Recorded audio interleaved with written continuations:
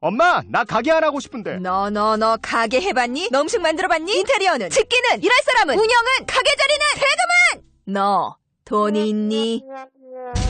나는 요술램프 몬스터 셰프다. 네가 원하는 모든 것을 들어주마. 맛집의 맛을 똑같이 만들어줄 수 있어요? 맛뿐만 아니라 돈과 청음의 모든 비법을 알려주겠노라. 야하! 이젠 걱정 고민 끝! 네이버 검색창에 몬스터 셰프라고 쳐주세요. 상담 문의 02-4558-8838. 몬스터 셰프! 야, 이 부장! 네가 부장이면 땅이야? 뭐? 저 인간 저거 쟤 오늘도 술술 풀리고 안 먹고 회수 갔냐? 내일도 신체 상태로 출근하겠구만. 아유. 고려 생활건강 술술 풀리고 음주전 한포가 당신을 지켜드립니다. 특허받은 천연 유래 성분 숙취 해소제 술술 풀리고를 은하계 최저가로 딴지마켓에서 만나보세요. 고민을 넣어주는 친구 쇼한 침대. 쇼한 침대가 고민을 들어준다고? 편안한 저자리의 친구 쇼한 침대. 그렇게 편안하니? 머리부터 발끝까지 너무나 포근한 느낌. 오늘부터 내 친구 쇼한 침대. 어디에 있다고? 딴지마켓에 있네. 대한민국의 주권이 국민에게 있다는 걸 안다면 헌법은 꼭 한번 읽어봐야 합니다. 손석희 앵커가 추천하고 김영란 전 대법관의 일독을 권하는 시민을 위한 교양 필독서 지금 다시 헌법. 한 손엔 촛불, 한 손엔 헌법. 더 이상 뺏기지 않기 위해 우리가 들어야 할 것들. 지금 다시 헌법. 로고폴리스.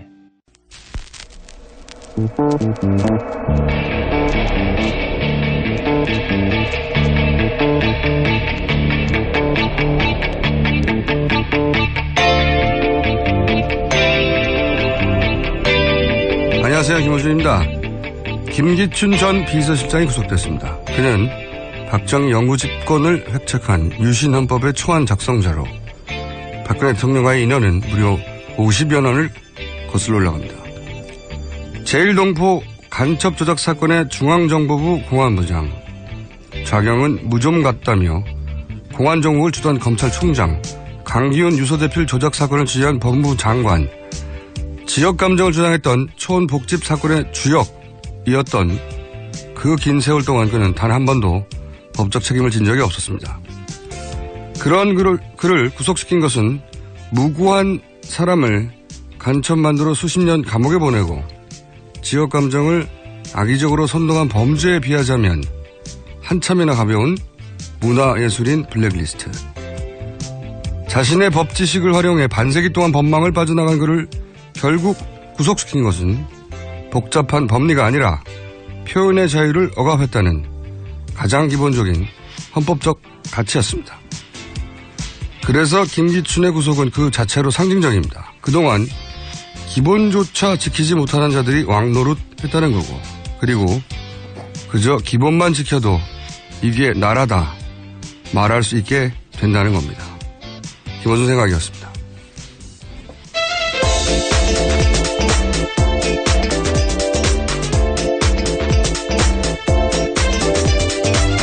자, 시사인의 김은지입니다. 네. 구속이 됐어요, 두 분이? 네, 김기춘 전 비서실장이랑 조윤선 장관이 구속됐습니다. 자, 아무래도 그게 첫 뉴스겠죠, 관련해서. 네. 예, 이제 정점은 대통령으로 향해 가는데요. 그와 관련된 중앙일보의 보도가 나왔습니다.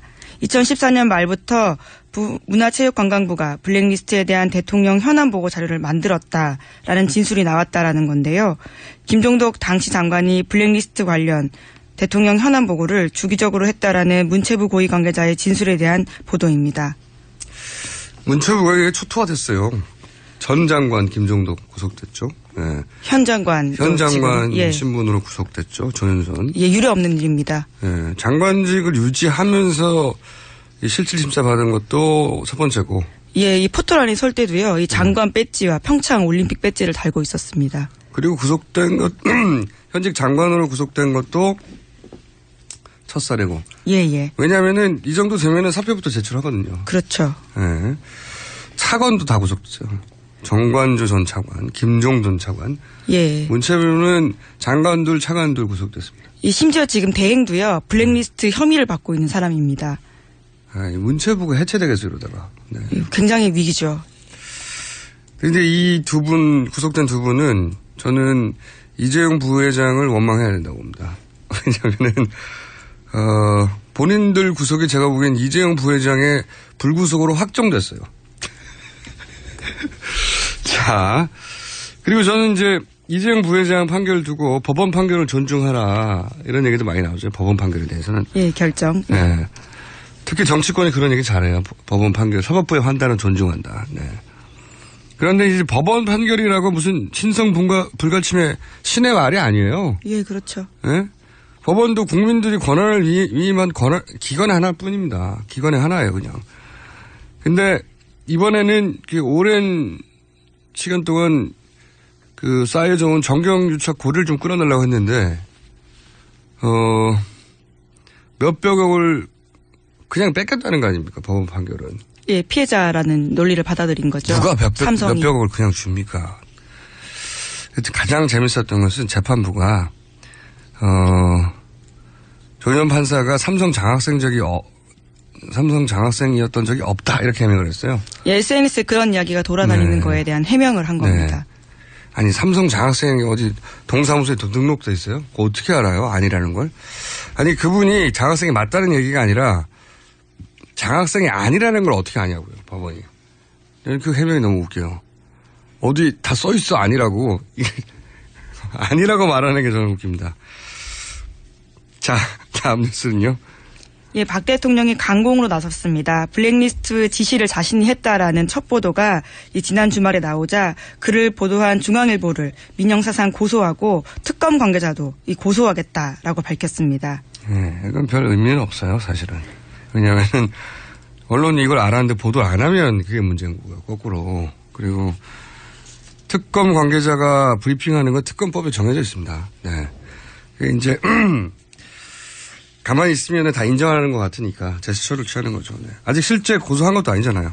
예, 그 강한 이 퍼포먼스를 보인 거죠, 우선은. 강한 퍼포먼스. 예. 자, 근데 이제 구속 적부 심사 때 김기춘 전 비서실장은 자신은 그 행위를 한 건 맞는데. 예. 불법인 줄 몰랐다라는 스탠스. 예, 오늘 동아일보가 그러한 자세한 내용들을 좀 보도했습니다.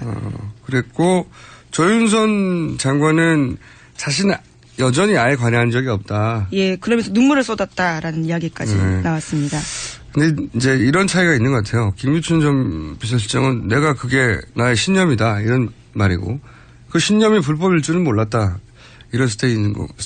조윤선 전 장관은 아직도 나이가 젊잖아요. 이게 50대죠? 네. 예. 이 사건이 끝나고 나서도 계속 대한민국에 살아야 되는데 자신의 대한민국 문화예술계를 탄압한 사람으로 기억될 수 없는 거죠.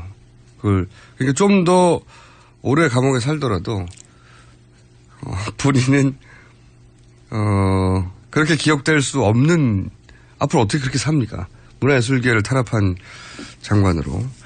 그래서 그런 것 같아요. 네, 그런 차이가 있는 것 같고. 자, 다음 뉴스는요? 예, 반기문 전 총장에 관련된 뉴스입니다. 미국 검찰이 현지 시각으로 지난 20일 한국 정부의 방기상 씨에 대한 범죄인 인도를 요청했습니다. 방기상 씨는 반기문 전 사무총장의 첫 번째 동생으로서요. 사기와 뇌물 등의 혐의를 받고 있습니다. 지난 10일에는 조카 반주현 씨를 미국 뉴저지 자택에서 긴급 체포한 지 열흘 만에 있었던 일입니다. 이거 굉장히 반기문 전 총장한테 불리한 뉴스네요. 네. 이 사건이 앞으로도 계속 반복될 거기 때문에 언급이 언론을 통해서 간단하게 되짚어 볼까요? 주씨. 네네. 예, 주씨 뉴스로. 그 반기문 총장의 동생인 반기상 씨의 아들 반주현 씨. 네네. 네. 조카죠. 반기문 총장에게는. 간단하게는 경남 기업을 상대로 해서 카타르 투자청에 서류를 조작해 건물을 팔아준다면서 사기를 친 거다 이런 거잖아요. 예, 랜드마크 70이라고요. 굉장히 비싼 건물입니다. 베트남에 1조가 넘는 건물을 경남 기업이 유동성 위기, 현금이 부족하니까 이걸 팔아가지고 문제를 해결해 주겠다며 그런데 그 사겠다고 하는 곳이 카타르 투자청이었는데 카타르 투자청은 아예 그 의사를 밝힌 적도 없는데. 그렇죠. 카타르 수사청 서류를 가짜로 만들었다. 조카가 이런 건데 이 사건에서 잘 거론되지 않는 포인트 하나가 이제 카타르 수사청 서류를 조작했는데 그리고 또 한 가지 이제 동시에 기억해야 될 사실은 반기문 전 총장이 카타르 왕실과 관계가 가까웠다 이런 얘기가 있죠. 실제 왕실이 제공하는 전세기를 무료로 타고 다녔다. 이 사실은 외신에서도 문제를 과거에 삼았었어요. 네. 그러니까 카타르 왕실과 가까운데 그런데 반기문 씨의 아들 반우현 씨인가요? 네. 이분은 반 총장이 유엔에 취임한 다음 해부터 3년간 카타르 도하은행에 근무를 했어요. 하필 우연히도. 근데 이 카타르 도하은행의 최대 주주가 우연히도 카타르 투자청입니다. 그리고 2대 주주가 카타르 왕실이에요. 네. 아마도 이제 카타르 반기문 총장의 카타르 왕실과의 관계가 어느 정도 작용해서 카타르 왕실이 보유한 은행에 반기문 전 총장의 아들이 근무한 게 아닌가 뭐 이렇게 추정해 볼 수가 있는데 그걸 정리를 해보자면 조카가 그 카타르 투자청의 서류를 조작했는데 우연히 아들이 그 투자청이 최대 주주인 은행에 근무를 한 겁니다. 네. 그리고 반 총장은 그 은행의 2대 주주가 왕실이에요. 2대 주주가 제공하는 비행기를 무료로 타고 다녔다. 뭐 이런 우연이 좀 많아요. 우연히 복잡하게 얽혀 있어요. 그런데 이제 서로는 전혀 몰랐다고 하는 거죠. 네. 그래서 이 사안은 앞으로도 계속 거론될 것에서 기본 구도가 그렇고 또 하나 앞으로 이제 자주 거론될 만한 사안이 반기문 총장의 아들 반우현 씨가 이 도하은행에 근무를 하고 그리고 나서 2011년 1월부터 지금까지 이제 SKT 예. 뉴욕 사무소에 근무를 하는데 뭐가 이제 앞으로 거론될 거냐면 이 SKT는 원래 위주법인이 따로 있어요. 근데 굳이 별도 사무소를 만듭니다. 사람 몇 명 근무하지 않는. 그리고 거기에 공채가 아니라 특채로 이제. 예, 원포인트 특채를. 네, 딱 한 사람만 특채로 뽑아서 도하에서 뉴욕으로 날아간 거예요. 그 덕분에 반기문 총장은 이제 아들 내외와 뉴욕에서 같이 살 수 있게 되었다. 우연히도. 네. 시카고로 갔어도 제가 사람들이 이 얘기는 안 했을 것 같은데 우연히도 그 넓은 미국 땅터리에서 뉴욕에서 SK의 별도 법인 2위에 뉴욕 사무소가 만들어지면서 특채가 되었다. 이것도 앞으로 거론이 좀 되겠죠. 다음 순요. 이 최순실 씨 체포영장이 청구됐다라는 소식인데요.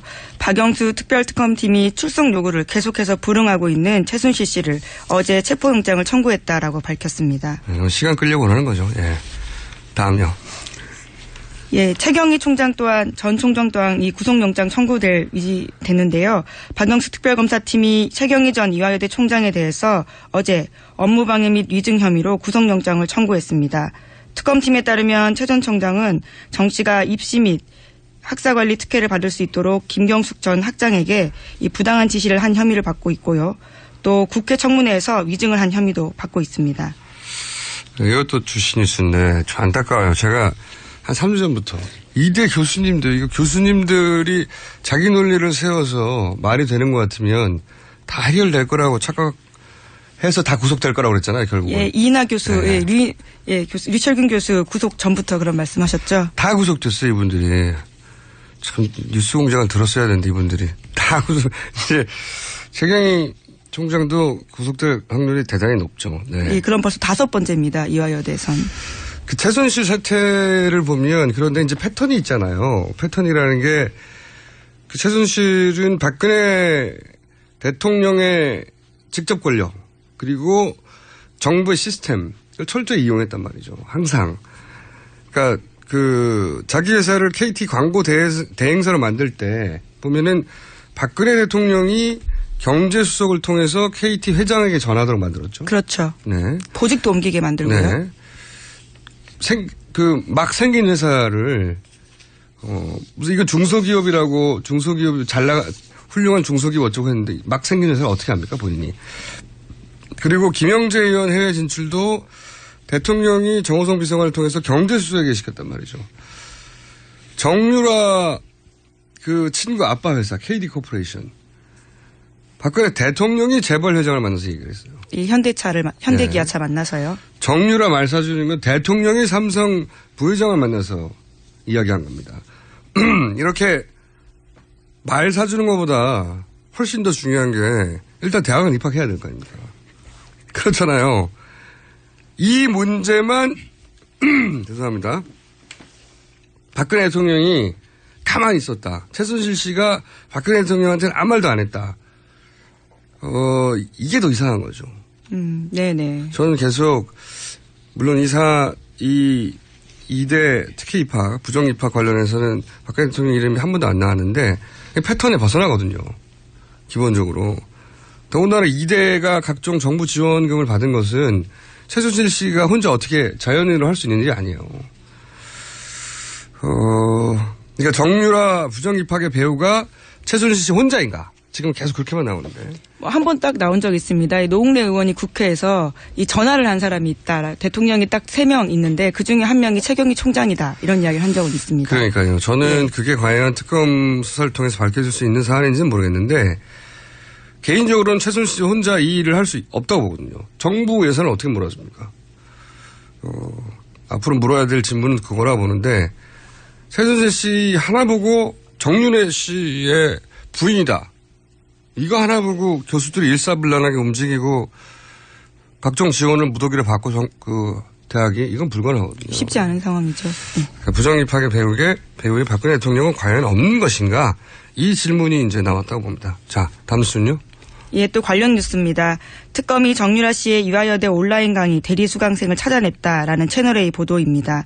남자 대학생이었다라고 하는데요. 그 학생은 특검 조사에서 최순실 씨의 측근인 하정희 순천향대 교수의 지시로 대리 수강을 했다라고 털어놨습니다.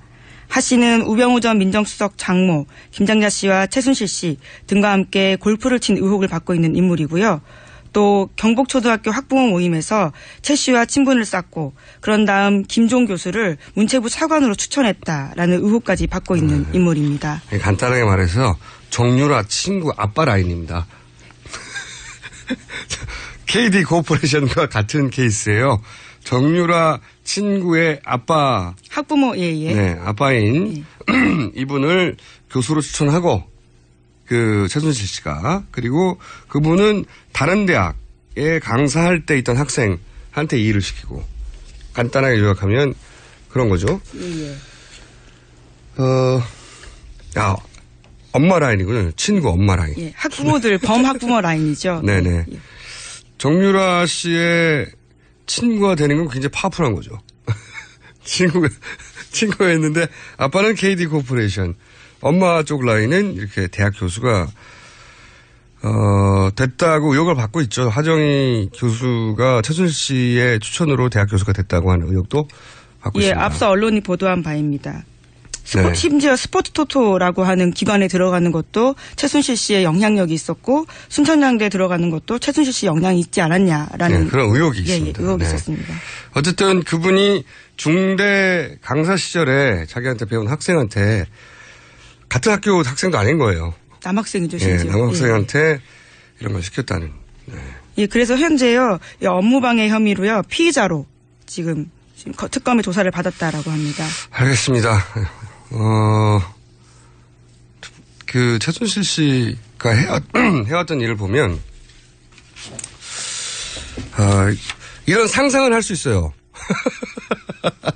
이런 상상을 할 수 있는데, 상상한 모든 것들을 다 현실로 만들어낸 매직입니다. 최순실. 자, 다음은요? 조희연 판사에 대한 뉴스입니다. 이 삼성전자 이재용 부회장 영장 기각했던 서울중앙지법 조희연 부장판사 이름 기억하실 텐데요. 조 부장판사는 최순실 씨와 안종범 전 수석이 머물렀던 수감실에 대한 압수수색 영장도 기각했던 것으로 확인했다라는 CBS 보도가 있습니다. 네. 만약에 이재용 부회장의 영장이 재청구되고 세 분이거든요. 서울중앙지법에는 영장 실질심사하는 분이 3분의 1의 확률이 다시 이분한테 가면 어떻게 될까요? 저는 다시 이분한테 배정받았으면 싶습니다. 그래도 다시 또 기각할까요? 네. 그러긴 쉽지 않을 것 같은데. 그래서 사실 날짜를 조정할 수 있거든요. 오늘 담당이다 할 때 이분한테 다시 원했으면 좋겠어요. 자, 다음 뉴스는요. 네, 새누리당 관련된 뉴스입니다. 임명진 새누리당 비상대책위원장은 당내 개파 책임자 3명을 징계한 지난 20일 새누리당 역사의 혁명적인 날이었다라면서 당내 개파를 청산한 만큼 탈당한 의원들이 돌아와야 한다 이렇게 말했습니다. 새누리당 윤리위원회는 친박계 핵심 서청원 최경환 의원에 대해서 당원권 정지 3년, 윤상현 의원에 대해서 당원권 정지 1년을 각각 내렸습니다. 네, 제가 약속대로는 향기가 난다고 계속 그랬잖아요. 네. 이런 거 왜 아무도 지적 안 하는지 몰라. 그때 제가 얘기하기로 임명진 위원장이 아웃되면 서로 잽잽만 날리기로 했는데 어퍼컷을 살짝 날렸다가 이렇게 빗 맞아가지고 화가 난 거고, 만약에 임명진 위원장의 자리를 지키면 약속대로이다 그냥. 네. 말씀드렸잖아요. 네. 출당도 아니고. 네. 당원권 정지. 예, 그렇죠. 네. 그냥 당원으로서 투표를 하거나 이런 것들이 좀 제한되는 것들이어서요. 당원권 정지한다고 영향력이 발휘를 할 수 없습니까? 이건 역시 약속대로였던 것으로. 이와간 이렇게 이제 자, 다 청산했다. 3명에 대해서 청산했다 하니까 새누리는 바로 이제 새누리로 돌아오라고 바른정당한테. 네. 그런 얘기를 하고 있죠? 예, 어제 그런 논평 냈습니다. 새누리당은 또 어제 바른정당을 향해서 바른정치를 위해 새누리당으로 돌아오길 바란다라는 논평을 낸 건데요.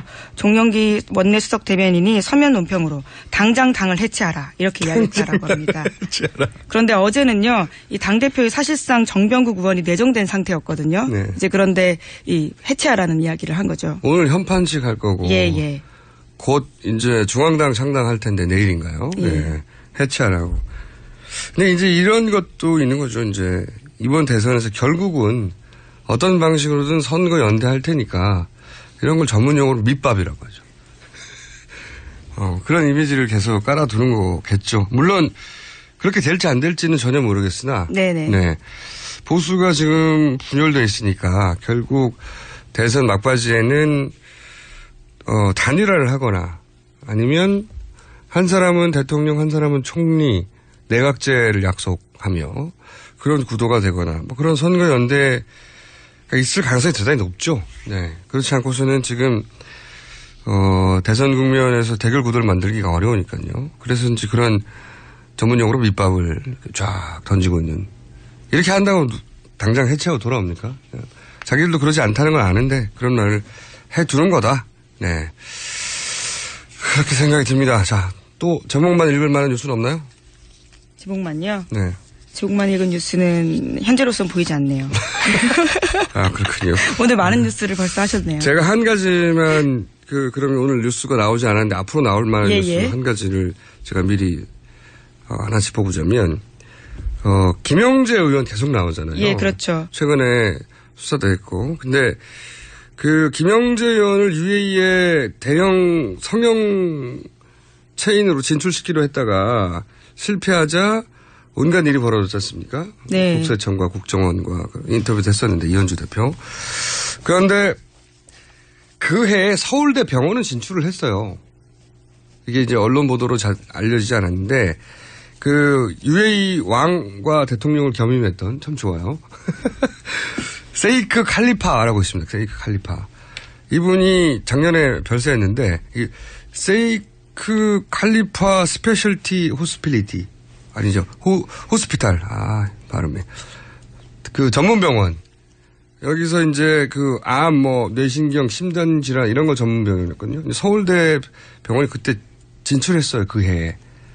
그러니까 이 김영재 의원을 UAE에 진출시키려 할 때 김영재 의원은 전문가들이 안 된다고 해가지고 실패했는데 김영재 의원 진출한 그 해에 서울대병원을 진출했다고요. 못한 그 해에 서울대병원은 중동에 진출을 했다. 예. 그러니까 제가 보기엔 그 당시에 서울대병원 진출할 실력이 되니까요. 예, UAE에. 그때 김영재 의원도 같이 이렇게 살짝 패키지를 밀어서 늘려고 했던 계획이 있었던 게 아닐까. 그러다가 워낙 준비가 안 돼 있다 보니까 그걸 막아서 그것도 최순실 씨의 비즈니스 가능성이 높은데 그걸 안 된다고 하니까 뿔이 난 거죠. 예. 네. 그리고 그러니까 VIP 사업을 막았다며 화를 냈다고 했거든요. 이현주 대표한테도. 그러니까 서울대병원은 VIP 사업이라고 하지 않아도 진출할 수 있지만 여기는 VIP 사업이라고 생각하고 막 밀어줘야 진출해서 그다음부터 이제 이권을 챙길 수 있는데 그때 그렇게 막아서 그런 게 된 게 아닌가. 이 문제는 저는 그 서창석 서울대병원장 과 함께 물어볼 사안이라고 봐요, 저는. 그때 하여튼 패키지를 묶어서 진출하려고 했던 겁니다. 요 하나만 달랑하려고 했던 게 아니라. 이런 뉴스가 앞으로 나오지 않겠는가. 자, 여기까지 하겠습니다. 시사인의 김은지였습니다. 감사합니다. 여성 여러분, 골반이 삐딱하면 허리가 아파요. 아랫배가 나와요. 골반이 바로 서야 건강도 아름다움도 바로 섭니다. 바디로직을 입으세요.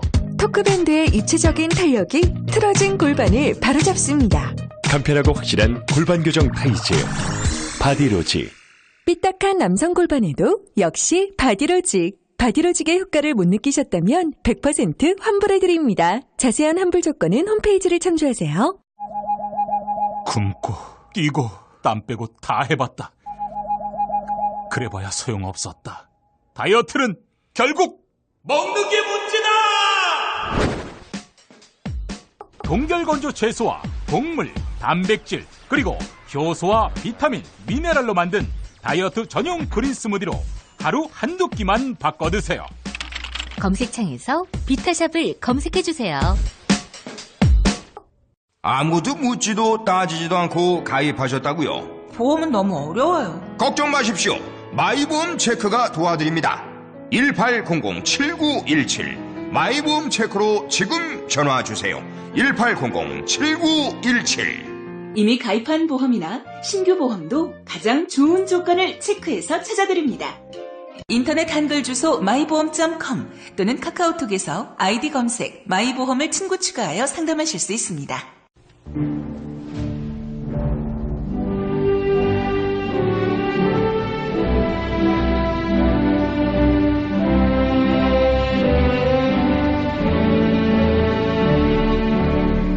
친애하는 국민 여러분 안녕하십니까. MB와 인사 올렸습니다. 나라가 시끄럽습니다. 그래서 언제 안 시끄러울 때가 있었습니까? 아무튼 많이 시끄럽습니다.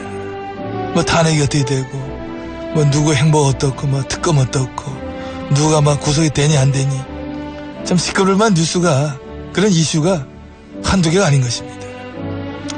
하지만 국민 여러분, 이럴 때일수록 우리는 팽정을 찾아야 된다. 경제인이든 정치인이든 자신의 본분이 무언가를 그거를 생각을 해야 됩니다. 사소한 거, 퇴주자인의 턱받이 이런 거하고 좀 시비 좀 걸지 말고, 진짜 나라를 위하는 것이 뭐냐? 재벌이 아니라 특정 집단이 아니라 진정 국민을 위하는 것이 뭐냐? 이거를 생각해야 하는 것입니다. 큰일 났네. 웃지 마 좀. 지금 웃으면 왜 나와? 지금 장난 아닌데 지금. 큰일이다 진짜. 가자. 왜 그래? 왜 따라 웃어? 못 빠지게. 진짜 큰일 났네. 나 지금 웃다 아니야. 진짜.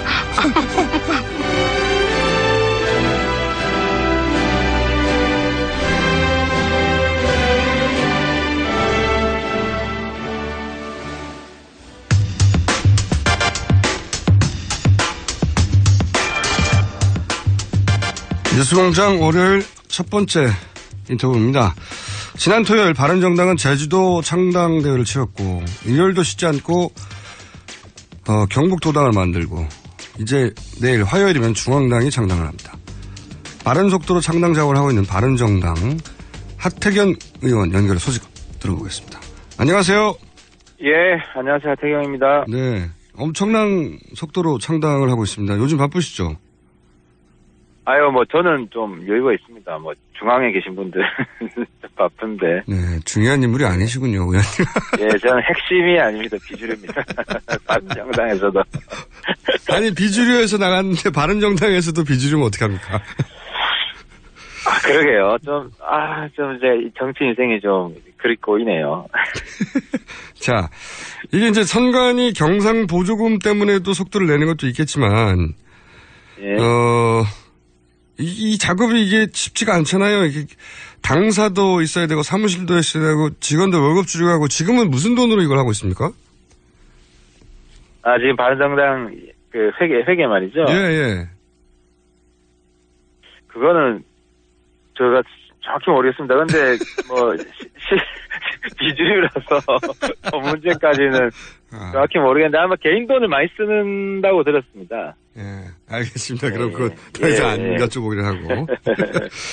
이제 중앙당까지 창당되고 나면 그러면 새누리당에서 앞으로 더 탈당해서 합류할 거를 기대하십니까? 그러게요. 아니 새누리당 계신 분들도 좀 애매할 것 같아요. 탈당하고 싶은 분들이 꽤 있을 것 같은데요. 왜냐하면 저기 친박 뭐 핵심 청산도 잘 안 됐잖아요. 그래서 뭐 사실상 친박 정당이 되어서 여기 더 이상 미래가 없다고 생각하는 분들이 많을 것 같은데 나오려고 해도 뭐 바른정당 뭐 이렇게 휘발이도 없고 그래서 그분들도 그렇다고 뭐 국민의당 가기도 못하고 또 뭐 독자 교섭단체 만들자니 뭐 숫자도 안 될 뿐만 아니라 뭐 만들어도 충청당 될 것 같고 참 그 난감할 것 같아요. 제가 솔직히 바른정당 나와서 만들어 놓고 죄짓고 있는 심정이에요. 뭐 이렇게 좀 제대로 된 정당 딱 만들어야 되는데 이것도 아니고 저것도 아니고 뭐 요즘 비아냥거리면서 반반 정당이라고 그러는데 딱 반반 정당 돼버렸어요. 아니 바른정당이 이제 사투리 휘발이 힘이 없다는 소리죠. 바른정당이 처음에 나가기만 하면은 새누리당 정도는 최소한 제압할 줄 알았는데 지지율이 비슷하거나 오히려 약간 열세예요. 그 원인은 어디서 찾으십니까? 핵심 원인은 이게 이제 친박이 아니라는 데 대해서는 일체감이 있는데 어떤 정책에 대해서는 스펙트럼이 다양한 거예요. 그러니까 약간 뭐 혁신적인 저 같은 사람 있지만 또 상당히 보수적인 분들이 있다 보니까 핵심 정책에 대해서 합의를 잘 못하는 겁니다. 지금 이제 차원이다 보니까 대체로 이견이 강하게 있으면 합의를 뒤로 미루거든요. 그러다 보니까 예를 들어 뭐 18세다, 18세 투표권이다, 이제 반대가 한둘이라도 있으면 합의가 안 되는 거죠. 물론 다수는 찬성이에요. 또 예를 들어 뭐 국정교과서다, 저는 이거는 금지시켜야 된다고 보는데 여기에도 합의가 안 되는 거죠. 이러다 보니까 저 정당 왜 만들었냐 이런 이야기가 나오는 겁니다. 내부적으로도 그런 얘기가 좀 있습니까? 내부적으로도 지금 아주 위기의식을 느끼고 있고 리더십이 이렇게 해서 되느냐, 좋은 게 좋다는 식으로 가면 안 된다, 좀 혁신 비대위 같은 그런 리더십이 좀 필요하다 지금 바른정당에 그런 문제의식이 있습니다. 그래도 어젠가요? 충북의 박덕흠 의원이 이제 처음으로 반기문 전 총장 돕겠다고 탈당 선언을 했는데 반기문 총장이 바른당에 합류하게 되면 좀 달라지지 않겠습니까? 새가? 그러게요. 반기문 총장한테 사실 좀 죄송한 게 이렇게 좋은 인재 들어오면 좋잖아요. 근데 우리가 좀 번듯하게 좀 상을 차려놓고 맞이해야 시너지가 있는데 반기문이 반반 후보잖아요 지금. 바른 정당이 지금 반반 정당인데 지금 그럼 반반 후보랑 반반 정당에 합치면 시너지가 날까요? 더 악화될까요? 그러니까 반반 후보 이미지가 더 강화된다 제가 볼 때는. 그래서 지금은 타이밍이 아니라는 거죠. 그래서 바른정당이 주요 정책에 있어서 입장을 확실히 결정짓고 좀 힘있게 나갈 때, 중심을 확실히 잡을 때, 반 후보의 중심을 잡아줘야 될 거 아닙니까? 그런데 지금 바른정당이 반기문 후보를 제대로 딱 받쳐줄 정도의 준비가 안 돼 있다. 그래서 새누리당 계신 분들한테도 제가 강력히 나와라라고 좀 하기가 약간 좀 민망하다. 이런. 근데 결국 반기문 총장이 이제 갈 곳은 바른정당밖에 없긴 하겠죠? 어떻게 보십니까? 저는 그렇게 생각 안 합니다. 왜냐하면 그러니까 저는 이제 제 당 소속 여부를 떠나서 반기문 후보가 공항에 들어왔을 때 가장 중요하게 말한 게 국민 대통합이잖아요. 그죠? 국민 대통합이라는 입장에서 보면 본인이 충청권이고 보수고 누구랑 같이 하는 게 가장 국민 대통합 취지에 부합하겠는지 저는 국민정당이라고 생각합니다. 국민정당이 아니고 국민의 당이죠. 네, 국민의당. 네, 갑자기 헷갈렸습니다. 바른정당하고 국민의당 합쳐가지고. 국민의 당인데. 당에 너무 애정이 없으신 거 아니에요? 애정이 강하기 때문에 자꾸 쓴소리를 하죠. 근데, 국민의당이 호남권에 기반이 있고, 또 약간 중도 이런 색깔이 있기 때문에, 충청과 호남이 합치는 게 국민 대통합에 더 가깝고, 중도와 보수가 합치는 게 국민 대통합에 더 가깝다. 그래서 저는, 시너지로 볼 때는 반 총장이 국민의당, 바른정당보다 국민의당 가는 게 더 시너지가 있다. 물론 편하기는 바른정당이 상당히 편할 겁니다. 근데 편한 게 독이라고. 약은 써야 약이잖아요. 뭐 그런 이야기, 그런 분석을 하는 분들이 많긴 한데 그래도 결국은 반기문 전 총장이 갈 곳은 바른정당밖에 없지 않느냐 이런 얘기를 많이들 하는 것이 박지원 대표도 국민의당과는 결이 좀 맞지 않다는 의미의 이야기를 했고, 뭐, 이념과. 결이 맞지 않을 게 뭐가 있어요. 국민의당도 정강 정책이나 이런 게, 새누리당부터 시작해서 별 차이 없어요. 정책은 별 차이 없고, 정책 스타일이 다른 것이지, 지지 기반이. 네, 의원님. 좀 다른 것이고, 예. 오늘 정치를 앞으로 길게 안 하실 생각이신지 아무 말이나 막 하시는 것 같다. 속에 있는. 저 처음부터 그랬어요. 모르셨구나. 속에 있는. 초선할 때부터. 너무 막 하시는 것 같은데. 자, 근데 또 안철수 대표도 이제 설 지나면, 출마 접을 거다라고 말하는 걸 보면, 그쪽에서는 그다지 서로 물밑에서 대화를 하긴 했을 텐데, 긍정적인 시간을 못 받아서 그런 거 아닐까요? 네. 반 총장의 높이 사는 거는, 끝까지 가겠다는 의지, 이런 건 굉장히 강한 것 같아요. 아, 그렇게 확인하셨습니까? 네, 굉장히 강한, 왜냐하면 기름장인가요? 그런 이미지를 완전히 벗었잖아요. 막 화도 내고, 네. 나쁜 놈들, 이렇게 직선적으로 막 돌직구 날리고 하는 거 보면서, 외교적인 언행이 아니잖아요. 그러니까 정치인으로서 나는 나가겠다. 이런 의지가 읽히는 것 같고, 그리고 본인도 이제는 사실상 공식 출마 선언은 안 했지만 실질적으로 출마 선언을 한 거잖아요. 그렇죠. 했기 때문에, 끝까지 가야지, 칼 꺼낸만 못한, 이런 형국은 바람직하지 않은 것 같아요. 그리고 그렇게 실수 많이 해도 20% 이하로 잘 안 떨어지잖아요. 그러니까 고정 지지층이 있다라고 보여지는 거죠. 근데 이제 기자들 보고 나쁜 놈 한 게, 계산된 정치적 발언이면 이제 의지인데, 그냥 평정심을 잃은 거 아닙니까, 그 순간에? 그렇게 볼 수도 있죠. 그렇게 볼 수도 있지만, 정치인은 좀 평정심을 항상 유지하면요, 대중적 정치인이 되기 힘들어요. 근데 그거는 완전히 외교관이지. 그러니까, 외교관은 평정심을 안 잃지만, 정치인은 평정심을 자주 잃죠. 노무현 대통령 멋있어진 것도 명패 막 던지고, 그게 정치인으로 쇼가 아니라 평정심으로 잃은 거거든요. 아니, 근데 이제 그거는 대의명분도 있고 한데, 이건 그냥 본인이 화난 거잖아요. 작은. 근데 이제, 실제로 확인되는 게 가짜뉴스라는 게 절반 이상이 가짜뉴스였잖아요. 그래서, 반 총장이 그런 제스처를 보였기 때문에, 이게 진짜인가 가짜인지 확인도 많이 시켰고, 그런 면이 있죠. 자, 그러면은 워낙 솔직하게 말씀하시니까 이것 좀 알려주세요. 반 전 총장의 조건부 입당은 받아들일 수 없다, 이렇게 정범국 의원이 얘기를 했어요. 조건을 뭔가 걸었던 어떤 물밑 대화가 있었습니까? 그러니까 이제 주류만 아는 이야기를 저한테 자꾸 물어보시는 무슨 조건부 입당 이런 얘기가 나왔습니까? 그런 얘기가 언론에 보도가 됐었죠. 이제 오마이뉴스 보도에 따르면, 물론 다른 언론들도 그런 걸 보도했는데. 제가 언론에서 봤는데, 무슨 지분 내놔라 이거잖아요. 네, 사무총장 내놓으라든지 당직자 지분 내놔라. 네. 그런 얘기 충분히 할 수 있죠. 반 총장 지지율이, 바른정당 지지율 지금 2배가 넘잖아요. 그러니까, 지분으로 따지면 3분의 2 지분을 요구할 자격이 충분히 있죠. 그건 조건이 아니라, 당연히 그런 예우를 해야 된다고 생각합니다. 저도 그 정도 세력이면 지분 요구할 수 있다 생각하는데, 의원님 아무래도 주류하고 너무 교류가 없으신 것 같아요. 주류에서는 없다고 했거든요. 그런 요구를 한 적이. 그런 요구를 한 적이 없다고요? 네. 그건 저는 투명하게, 만약에, 근데 이제 그 이야기가 나왔다는 거는, 반 총장이 어쨌든 바른정당에 입당할 의사가 상당히 있다라는 것이고, 근데 지금 지분이 문제가 아니고 아까 처음 이야기한 것처럼 예. 바른정당이 반반 정당 이미지를 빨리 탈피하는 것이 그럼 자연스럽게 지분이 지금 뭐가 문제겠습니까?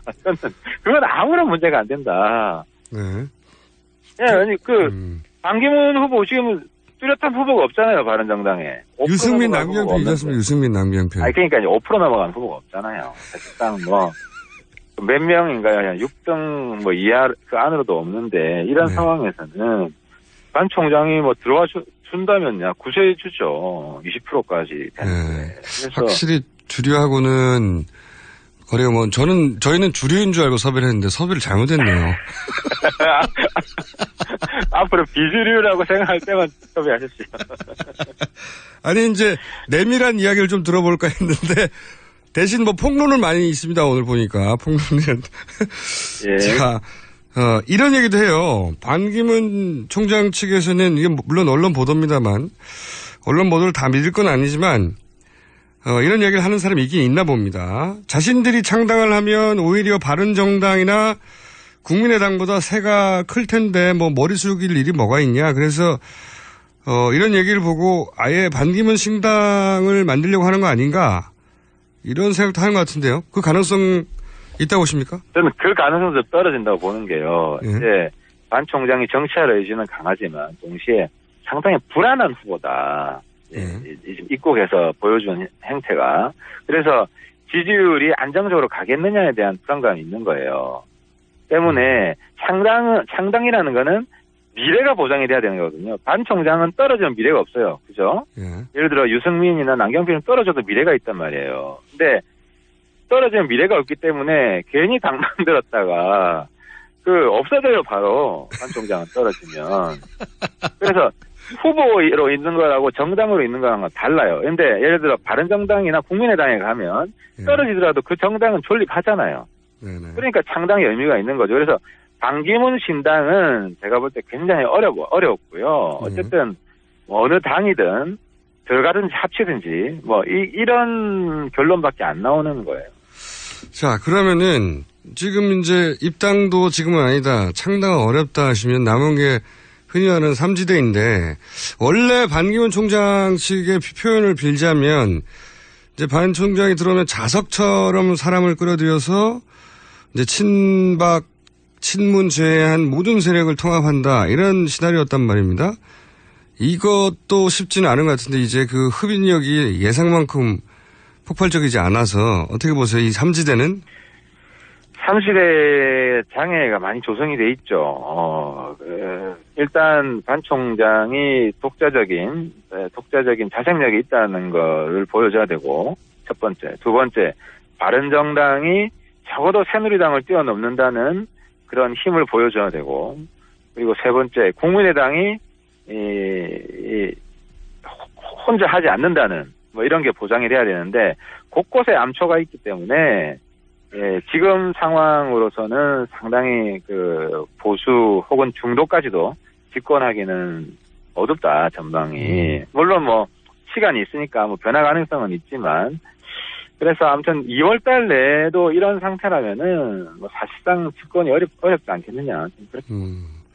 이게 이제 이재호 전 의원이나 정의화 전 의장이나 손학규 전 대표, 정운찬 전 총리 이런 분들이 이제 다 이런 소위 말하는 제3지대에서 서로 연대해서 아주 천하 인재들이 다 모였구나 이런 이미지도 주면서 거기에 이제 방점으로 반기문 총장이 합류하고 이런 그림이었던 것 같은데 거기에 이제 다 흡입해서 나중에 바른정당이나 국민의정당도 합류하고.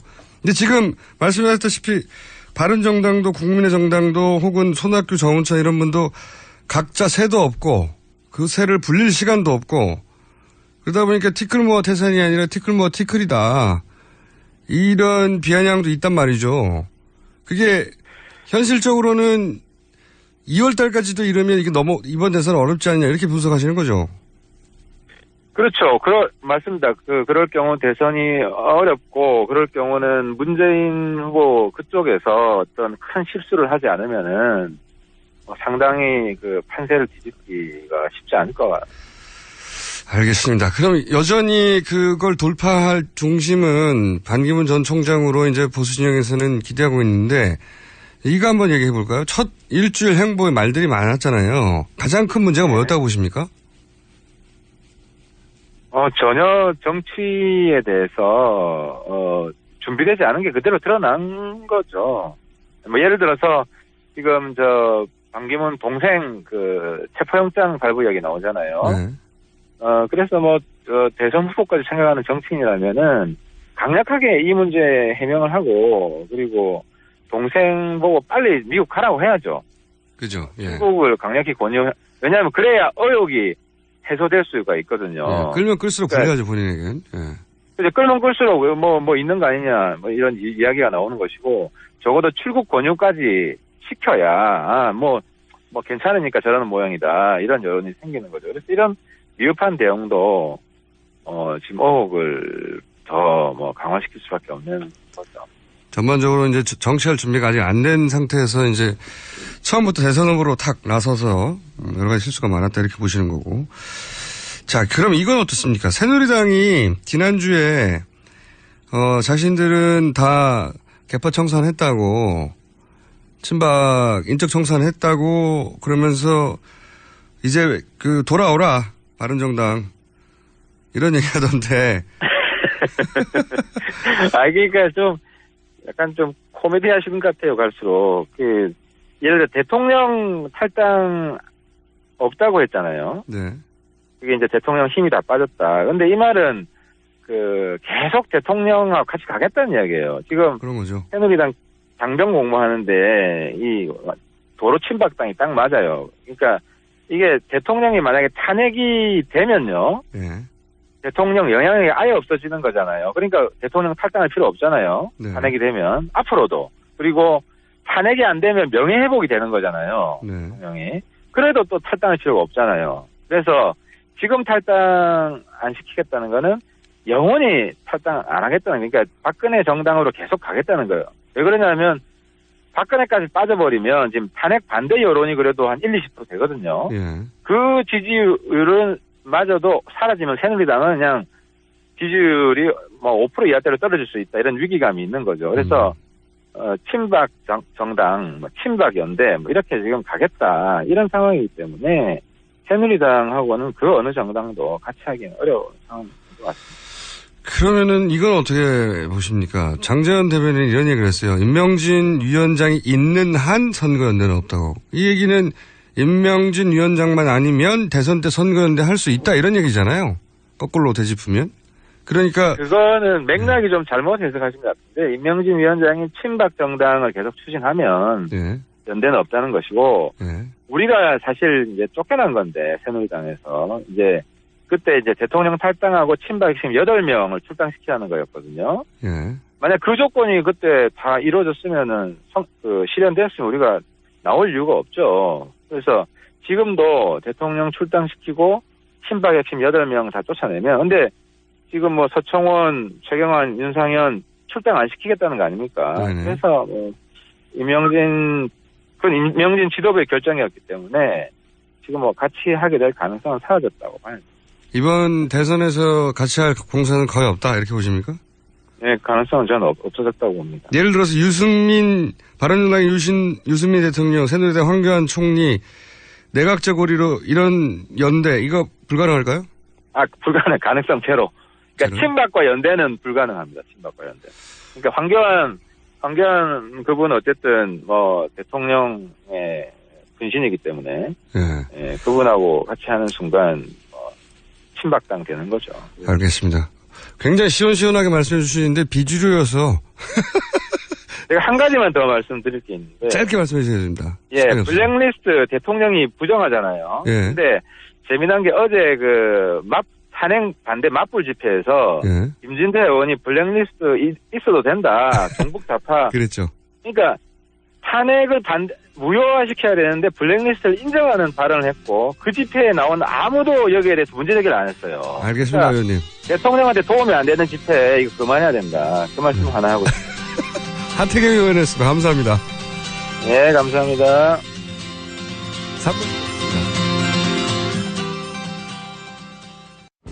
미 항공우주국 나사에서 우주인들의 비상식량으로 쓴다는 남미 최고의 완전식품 마카 플러스 한국에서 가장 비싸고 귀한 식품이라는 산삼 플러스 거기에 한국인이 좋아하는 녹용까지 일단 이 세 가지를 모두 넣은 제품이 나온 거니까 마카 산삼 녹용. 대박. 좋은 건 다 있네. 031-3232-2559 영한네이처 YHNATURE.com. 맛있어. 너무 맛있어. 와, 아삭거리는 소리 들려? 와, 진짜 맛있다. 이 김치 어디에서 샀어? 김치 어디서 샀냐면 화 뭐? 무슨 김치라고? 그러니까 어디 김치냐면 바로 뜸들이지 말고 빨리. 도대체 어디 김치야? 화통김치. 화통김치라고. 국내산 재료로 100% 자체 생산하는 화끈하게 통하는 화통김치. 얼른 검색해서 사 먹어. 스승은 그냥 그분의 삶을 조금이라도 이렇게 담고 싶은 그런 이제 분, 뭐 이렇게 평생 동안 그런 분들을 만난다는 것은 참으로 쉬운 일이 아닙니다. 최고의 스승이자 친구인 당신이 그립습니다. 숲으로 가는 먼 여행에 신용복의 언약과 동행합니다. 신용복 일주기 추모도서 만남 신용복의 말과 글 도서출판 돌베개. 똥은 싸고 다니냐? 미치도록 싸고 싶다. 빅동의 추억. 미궁 장사랑. 구렁이 똥 이뻤다. 장이 살아야 내 몸이 산다. 혈중 콜레스테롤 개선과 배변 활동에 도움을 주는 건강기능식품입니다. 빅동의 추억 미궁 장사랑. 지금 검색창에 미궁 장사랑을 검색하세요. 이건 제가 써보니까 효과가 있는 것 같아요.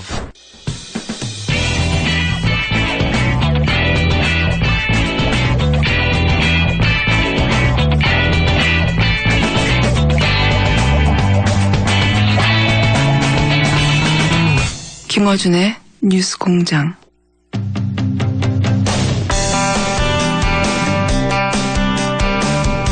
열흘 전 시사저널은 지난 2011년에 소위 선관위 디도스가 단순한 디도스가 아니라 여당의 수뇌부가 개입한 선관위 해킹을 감추기 위한 것이었습니다. 선거 때마다 그런 팀이 존재하는 단독 보도를 했습니다.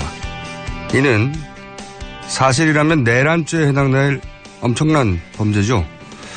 대선을 불과 몇 개월 앞둔 이 시점에 결코 그냥 넘길 수 없는 사안이기 때문에 뉴스공장은 이 문제를 앞으로도 지속적으로 추적 보도하기로 했는데요. 오늘은 그 첫 번째 순서로 보안 전문 업체 큐브피아의 권석철 대표 연결해 보겠습니다. 안녕하세요, 대표님. 예, 안녕하십니까? 네.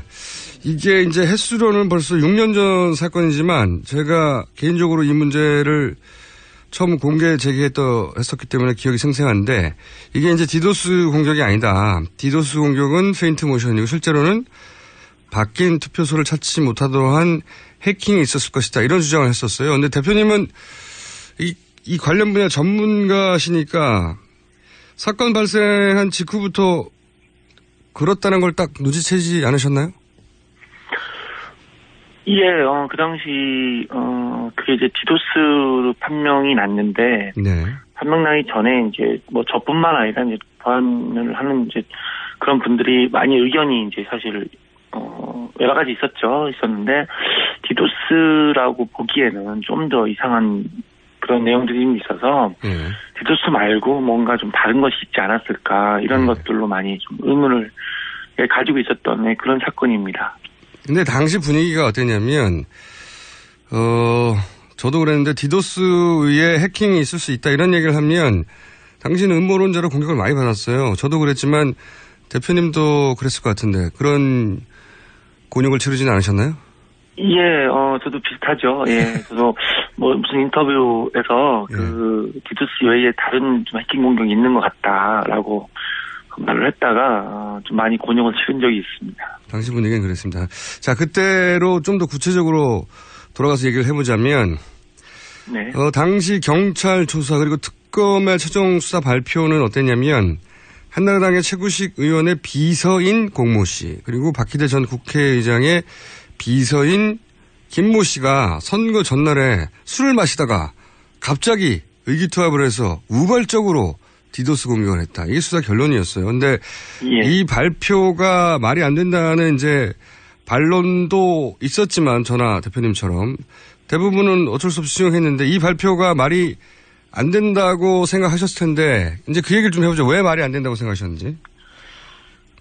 디도스인 경우에는 전체 시스템 자체가 모두 마비가 되죠. 그래서 그 선관위의 그 투표 찾기, 그 당시 투표 찾기에 대한 어떤 사이트 외에 그 외에 다른 영역들도 다 접근이 되지 말았어야 되는데 그 영역 이외에 다른 영역들은 접근이 됐다라는 거예요. 그렇죠. 예. 그 얘기는 그 디도스로만 보기엔 좀 이상해요. 왜냐하면 그 당시 보면 정상적인 사이트들의 그 투표 찾기를 위해서 일반인들도 많이 접근을 했었던 상황이기 때문에 마치 보면 굉장히 많은 로그들이 쌓이기 때문에 디도스로 보일 수는 있습니다. 그러나 그런 것들 외에 이 부분이 디도스를 위장한 어떤 다른 공격이 있지 않았는가. 내부의 어떤 그 메시지도 보면 그 DB에 접속을 할 수 없습니다 이렇게 나왔잖아요. 네네, 그런 그렇죠. 것들이 디도스로 나타날 수 있는 메시지지만 실제로 현상은 디도스 현상이 아니었다는 거죠. 그러니까 그래서 뭔가 좀 이상하다고 생각했습니다. 전체 페이지가 접속이 안 돼야 되는데 실제로는 투표소 찾기라는 특정 페이지만 계속 안 됐단 말이죠. 네. 그렇습니다. 예. 그런 점도 있고 또 이게 이제 그 특검이 밝힌 정황에 따르면 술 먹다가 바로 직전에 의기투합해서 몇 시간 만에 디도스 공격을 했다고 했는데 이것도 말이 안 되는 거 아니었습니까? 디도스인 경우에는 이제 좀비를 몇 개를 가지고 있느냐에 따라서 그 좀비가 이미 준비가 있다면 뭐 말씀하신 것처럼 뭐 당일날도 뭐 하자 그러면 할 수는 있겠죠. 그런데 이 공격이 디도스가 아닌 다른 공격으로 지금 보이는 건데 그렇다면 굉장히 치밀한 준비가 필요한 겁니다. 그래서 디도스 이외에 그 서버를 장악하기 위한 어떤 방법은 그 웹 서버를 통해서 디도스 이외에 뭐 SQL 인젝션이라든가 뭐 크로스 사이트 스크립트, 예를 들어서는 해킹 용어입니다. 그래서 뭐 그 안에 있는 어떤 그 지리어, 다시 말하면 어떤 명령을 주고받는 명령어를 위변조를 한다든가 또는 그 선관위 직원들을 일일이 다 누구인지 확인을 해서 그들에게 이메일을 보내든가 해서 그 사람들에 대해서 특성 코드 즉 그 내부의 컴퓨터를 좀비로 만들어서 이렇게 들어오는 그런 방법들을 써야 되기 때문에 오랜 시간이 걸리지 그렇게 간단하게 하루 만에 이렇게 할 수 있다는 건 좀 이치에 맞지 않습니다. 그리고 또 그런 것도 있었죠. 이제 디도스는 보통 이제 이런 정보기관 특히 선거를 앞두면은 방어하는 장비가 있단 말이죠. 예. 예. 당시 업체도 디도스를 충분히 방어했다고도 보도했고 그 점도 이게 디도스만이 아니다 하는 의혹을 사는데 하나의 포인트인데 자, 그러면 지금 방금 이런저런 방법이 있다고 디도스 이외에 별도의 공격이 있었을 것이다. 그것이 저의 주장이기도 했고 전문가이신 대표님의 5년 전, 6년 전부터 주장이시기도 했는데 좀 더 자세히 설명해 주십시오. 별도의 공격이라는 게 이제 SQL 인젝션 이런 표현을 쓰셨는데 이게 어떻게 하는 겁니까? 좀 더 구체적으로 말씀해 주시면. 예, 그 웹 서버에 이제 사용자가 접속을 하면 거기에 대한 이제 접속을 하면서 어떤 거기 있는 명령을 선택을 하면 그 명령된 선택은 그 내부에 있는 DB에 어떤 그 명령으로 전달이 됩니다, 보통. 그런데 그 명령을 전달하는 과정을 그 서버에 취약점이 있으면 그 명령을 임의로 바꿀 수가 있습니다. 예를 들어서 뭐 은행 같은 경우에는 뭐 조회를 한다 그러면 조회하는 어떤 명령을 내렸을 때 그것을 조작을 하면 어떤 계좌 이체로 바꿀 수도 있고요. 이런 것들이 해킹에 굉장히 취약하게 노출되어 있다면 그 서버는 그 해커에 의해서 마음대로 조작이 가능하거든요. 그런 식의 어떤 공격으로 어떤 그 DB를 바꾼다든가 DB의 명령어를 바꾼다든가 여러 가지 그런 공격이 일차 가능하고요. 좀 더 깊게 말씀을 드리면 그런 어떤 웹 서버에 대한 해킹 이외에 시스템 내부 해킹도 가능합니다. 그 경우에는 이제 그 선관위 그 직원들 그 컴퓨터 안에 어떤 악성 코드를 임의로 심어서 물론 심는 시간은 좀 걸리겠지만 결국에는 그런 어떤 샘능 공격을 통해서 내부에 장악을 한 후에 그 후에 이제 그 DB에 대한 그 관리자의 권한을 갖고 그 그 권한을 통해서 이제 원하는 걸 할 수 있다. 뭐 이런 해커 두 가지 정도를 크게 볼 수가 있습니다. 그래서 좀 제가 이제 쉽게 풀어서 얘기하면 이게 맞는지 좀 봐주세요. 그러니까 첫 번째는 외부에서 예를 들면 SQL 인젝션 이런 방식인데 이게 뭐냐면 예를 들어서 은행에서 자기 계좌번호를 쳤는데 남의 계좌 페이지가 뜬다든지 그렇죠? 네, 맞습니다. 네, DB에서 뭔가 원하는 결과물이 아니라 다른 결과물을 임의로 만들어내는 거죠. 예를 들어서 투표소 찾기가 그런 거죠. 투표소 찾기를 쳤는데 다른 게 나오는 거죠. 뭐 예, 그렇습니다. 오류 페이지라든가 이게 이제 외부의 공격이고 내부에서 공격은 그 내부자의 그 노트북이나 컴퓨터를 장악을 한 다음에 그 내부자 컴퓨터에서 이제 뭐 DB에 들어가서 그 연결을 끊어버린다든가 다른 연결로 이어준다든가 이런 거죠. 예, 맞습니다. 예. 네. 정확히 표현하셨습니다. 자, 근데 이제 이런 해킹의 결과가 뭐냐면 이제 당시 젊은 직장인들이 출근하기 전에 이제 투표하려고 바뀐 투표소 위치 검색을 해야 하는데 그 투표소 찾기 기능을 딱 누르면 바뀐 투표소 주소가 나와야 되는데 그게 안 나오니까 어딘지 몰라서 투표를 못 하게 되는 거란 말이죠. 그렇게 되면 이제 그 결과가 젊은 세대에서 상대적으로 지지율이 높았던 박원순 후보의 당선 확률은 좀 떨어지고 상대적으로 나경원 후보의 당선율은 올라가고 뭐 이게 선거에 개입하는 행위인 거죠. 그래서 넘어갈 수가 없는 건데 제가 여기서 궁금한 것은 시사저널의 이제 제보자에 따르면 제보자는 그런 식으로 얘기했습니다. 특정 지역 투표율을 낮추는 게 궁극적인 목표였고 서울시장 재보궐은 테스트였을 뿐이다. 이런 얘기를 하거든요. 네네. 제보자의 말입니다. 그 총선이 되었건 대선이 되었건 특정 지역의 투표를 낮춘다. 이런 거 실제 시도를 했다 안 했다가 아니라 기술적으로 이게 가능할 수 있는가의 관점에서만 얘기를 해 주시면 이게 기술적으로 가능합니까? 예, 컴퓨터라는 것이 충분히 그 해킹이라는 걸 이용하면 예, 충분히 가능합니다. 왜냐하면 예를 들어서 A라는 어떤 지역이 있다고 우리나라 전국에 여러 가지 지역이 있을 거 아니겠습니까? 그렇죠. 네. 그런 전체 지역을 가지고 하기에는 너무 광범위하고요. 또 그렇게 됐을 때는 어떤 발각이 되거나 이럴 가능성이 높지만 어느 지역에 대해서만 임의로 조작을 좀 할 수 있다든가 이런 식으로 가능한데 예를 들어서 화면에 보이는 게 35% 정도 예를 들어서 그 보인다고 할 때 이것을 50%로 올릴 수 있는 거는 해킹으로서 가능합니다. 그런데 이제 보이는 것 이외에 그것이 전체적으로 묶여서 예를 들어서 발표가 나는 서버까지 장악을 하기 위해선 어떤 보이는 메시지 이외에 그 안에 DB 자체의 통째로 바꿔야 되기 때문에 그런 것들이 필요한데 이번에 디도스가 아닌 이번 선관위 그 디도스 그 화면 그거는 내부에 대한 어떤 DB를 바꾸려고 하는 시도가 있었다는 거죠. 그래서 충분히 가능한 걸로 예 말씀드릴 수 있습니다. 기술적으로 그러니까 뭐 이게 전부 다 설명하려면 좀 복잡하니까 제가 이제 간단하게 기술적으로만 가능하냐라고 여쭤봤는데 네. 그 복잡한 사정을 다 설명하기는 뭐 전문가가 아닌 청취자들 많으니까 좀 어렵지만 기술적으로는 가능하다는 이 말씀이신 거죠? 예, 충분히 가능합니다. 네. 이제 누가 했다는 얘기가 아니라 기술적으로 가능하다는 이야기인 거고. 그게 조금 전에 설명하신 그 SQL이라는 건 이제 DB 데이터베이스 뭐 정보를 이렇게 막 쌓을 때 그 쌓을 때에 사용하는 언어인 거죠. 예. 컴퓨터 언어. 예, 그렇습니다. 그러니까 DB랑 어떤 컴퓨터하고 DB랑 대화를 하면서 통신을 해야 DB 정보를 읽어오거나 DB 정보를 활용할 수가 있는데 그때 사용하는 게 지리어입니다. 그러니까 그 명령어를 SQL이라고 얘기를 합니다. 그 명령어에 대한 어떤 인젝션, 다시 말하면 그 명령어를 임의로 이렇게 조작을 해서 그 삽입을 함으로써 조작을 할 수 있다. 이런 해킹 기술입니다. 가로치기에서 A라는 명령어를 하는데 B라는 명령어로 가로치기를 하는 거겠죠. 예.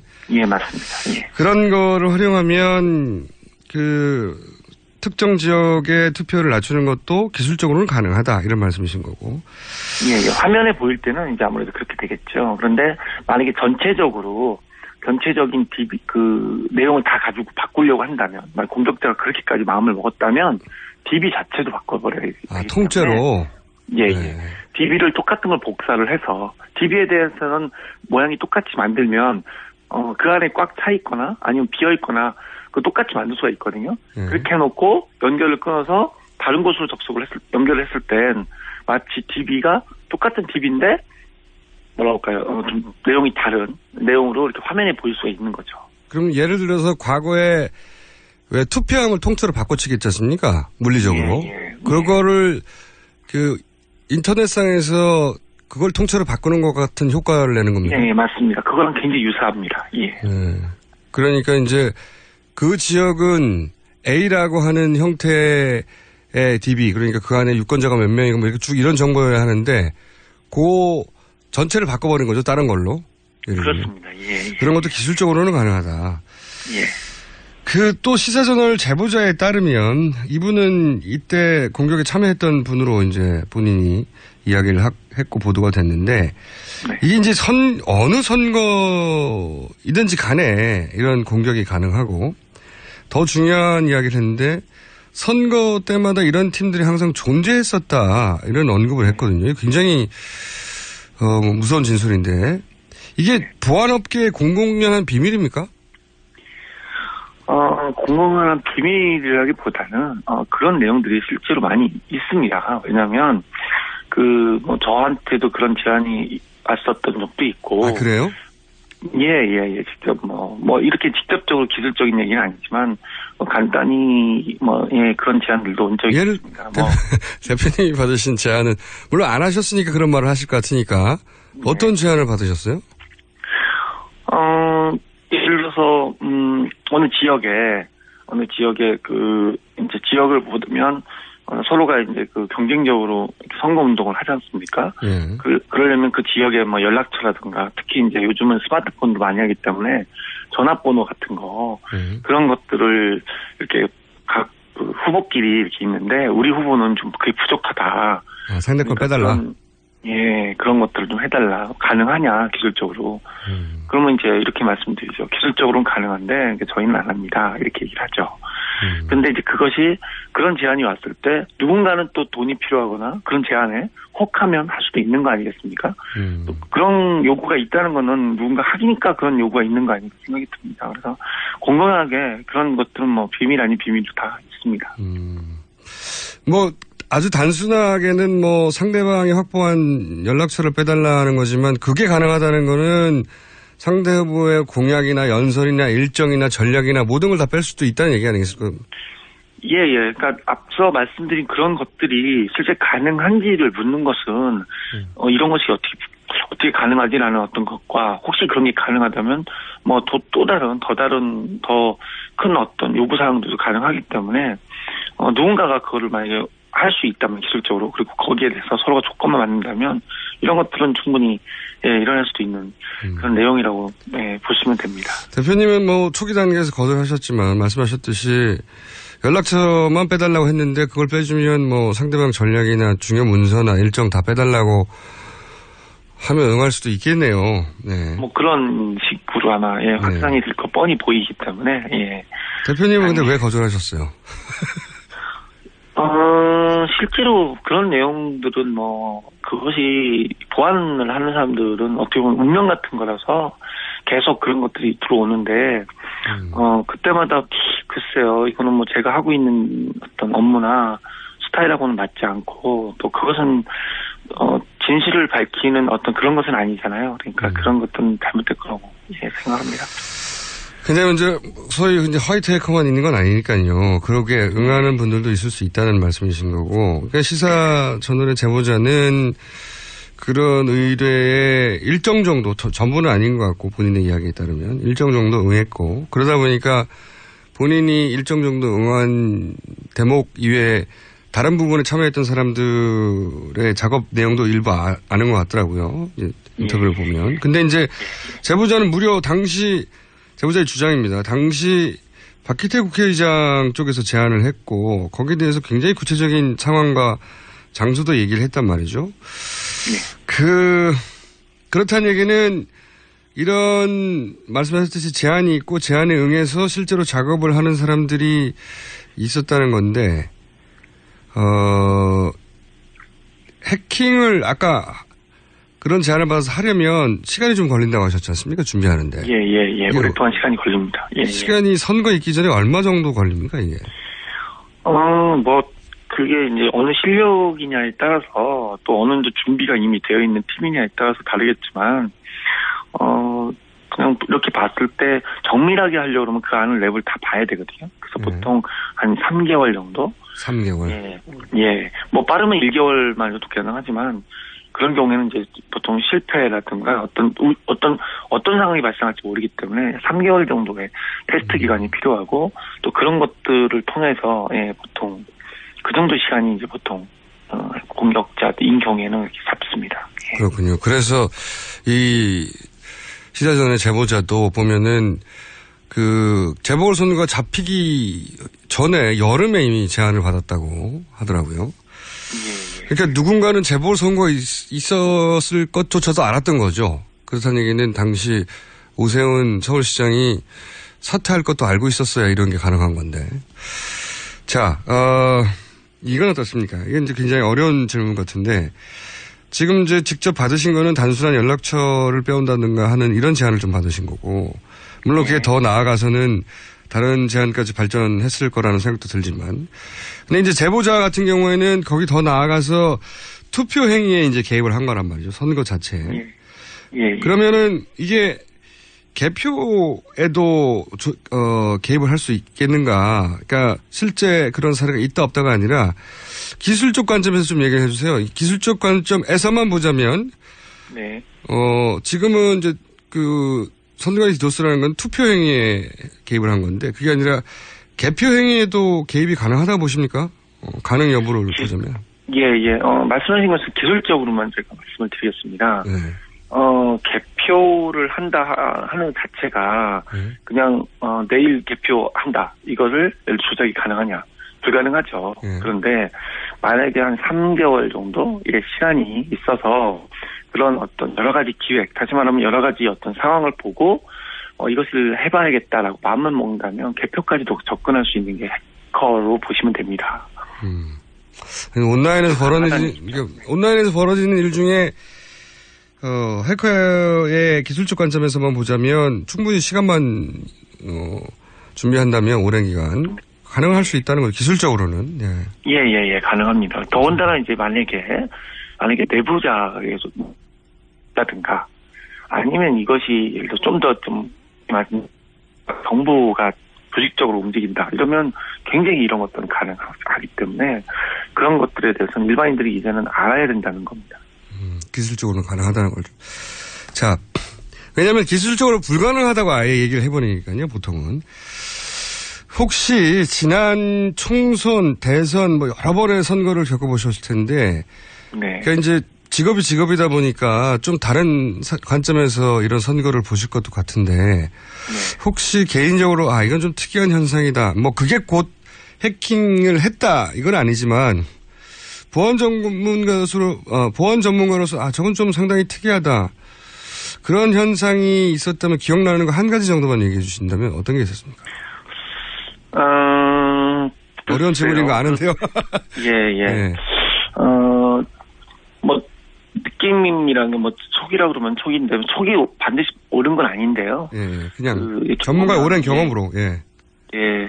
그리고 투표율 같은 것도 좀 기존의 어떤 정확한 또 숫자로서 나왔는데 그 숫자가 좀 의미 있는 숫자가 나온다든가 또 그 이외에 어떤 여러 가지 기술적인 거, 그러니까 다시 말하면 어떤 기술을 쓰면 이것이 가능하다라는 그 당시 자료에 보면 왜 일부러 이런 취약점이 있는 노트북, 컴퓨터를 나눠줬을까, 이런 것들이 연관이 되다 보면 뭔가 좀 이상하다 이런 느낌은 좀 갖고 있죠. 그런데 아시다시피 사이버라는 것이 실시간으로 확인이 되지 않으면 이걸 정확히 찾기가 어렵기 때문에 제가 말씀드린 것도 또는 저의 반대편 이야기도 어느 말이 맞다고 말씀을 드릴 수는 없습니다. 그러다 보니까 좀 조심스러운 면이 있죠. 로그라는 것도 결국은 나중에 바꿀 수 있는 거니까요. 사이버 세계에서는. 한 가지만 더 여쭤볼게요. 이제 이런 거는 포괄적인 걱정이죠. 선거가 공정하게 이루어져야 되는데 과거에 보면 그러지 못했던 역사가 있으니까요. 그래서 지금도 그런 걱정을 하고 또 이런 디도스 공격에 대한 제보자가 나와서 이게 항상 해킹팀이 존재한다고 하니까 더 걱정이 되는 건데 자, 더군다나 이제 지금은 온라인에서 모든 게 관리가 되고요. 그래서 여쭤보고 싶은 것은 이런 걱정을 좀 최소화하려면, 해킹의 위험을 최소화하려면 어떻게 해야 되는 겁니까? 그 전문가 관점에서 보자면? 사실 이번에 이제 미국 대선에도 러시아가 그랬죠. 가담했다 이런 것들이 이제 미국 정부 차원에서 발표됐는데 굉장히 사실은 충격적인 이야기입니다. 그렇죠. 다른 나라가 그 나라의 어떤 문제점을 다른 나라가 그걸 도와줬다 이런 건데 우리나라도 남한하고 북한이 이렇게 대치하고 있는 이런 상황 또는 우리나라를 혼란스럽게 만들기 위해선 다른 주변 국가들, 이런 나라들이 만약에 이런 대선에 참여하려고 마음만 먹는다면 이런 것들은 굉장히 혼란에 빠질 수가 있거든요. 그렇죠. 네. 그런데 그런 것들이, 실제로 일어났다 또는 안 일어났다는 것을 떠나서 이런 것들은 결국에는 사이버 테러 입장에서 대응 방법이 필요합니다. 그래서 전문가들의 의견들이 사실 많이 좀 들어주시고 이것을 한 곳으로만 이렇게 보면 안 됩니다. 요즘은 사이버가 오프라인 시장, 다시 말하면 정상적인 일반 시장에서도 이게 일어나는 것들을 사이버로도 모든 게 다 표현이 가능하기 때문에 두 가지 시각을 가지고 이렇게 분석을 하고 이에 대한 방어를 해야 될 것 같고요. 그리고 기술적인 부분은 결국에는 그런 내용들을 좀 더 여러 가지 다른 시각으로 보는 전문가들도 많이 참여시켜서 이런 부분에서 문제가 없도록 하는 것이 가장 중요하다고 생각합니다. 한마디로 이제 그럴 수 있는 가능성에 대해서 끊임없이 거론하고, 그죠? 네. 대표님 같은 전문가들이 계속 이런 위험이 있을 수 있다고 지적을 하고, 선관위는 귀 기울이고 전문가들 참여시키고, 일반인들 경각심을 계속 불러일으키고 이렇게 관심을 촉구하는 수밖에 없겠군요. 말하자면. 예, 그렇습니다. 오늘 여기까지 하고요. 저희가 이 사안을 앞으로도 계속 다룰 것 같으니까 또 기회가 좀 연결하겠습니다. 오늘 말씀 감사합니다.